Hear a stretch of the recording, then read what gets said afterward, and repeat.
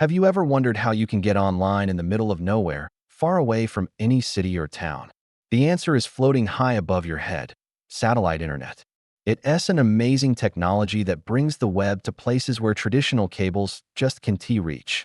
So how does it all work? Let's break it down in a way that's super easy to understand. Imagine you're at home, ready to watch your favorite YouTube channel. You type in the address or click a link.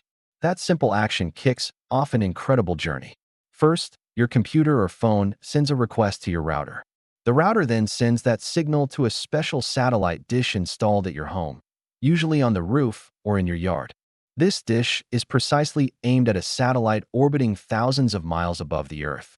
Once your dish gets the request, it converts it into a radio signal and beams it straight up into space.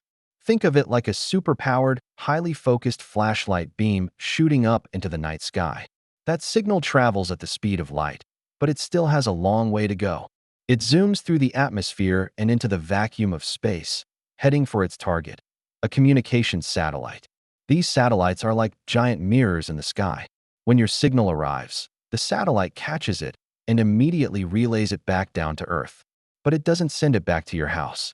Instead, it sends the signal to something called a ground station or a network operations center. These are massive facilities with huge antennas, and they are directly connected to the backbone of the internet through high-speed fiber optic cables. At the ground station, your request to watch that YouTube video is finally processed. The station fetches the video data from YouTube's servers, just like any other internet connection would. Now, the whole journey has to happen again, but in reverse.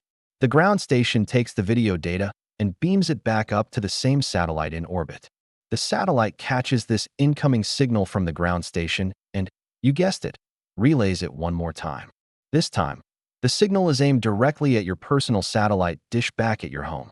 Your dish catches the signal, sends it to your router, and your router delivers it to your device. And just like that, the video starts playing on your screen. All of this happens in a fraction of a second. So, to recap the journey, your request goes from your device to your dish, up to a satellite, down to a ground station, which connects to the internet. Then the data comes back from the ground station, up to the satellite, down to your dish, and finally to your screen. It's a round trip to space and back just to load a single web page or start a video stream. Now, because the signal has to travel such an enormous distance, up to space and back down, twice, satellite internet often has higher latency, or ping, than cable or fiber. Latency is the delay it takes for the data to make that round trip. This is why it might not be the best choice for fast-paced online gaming, where every millisecond counts.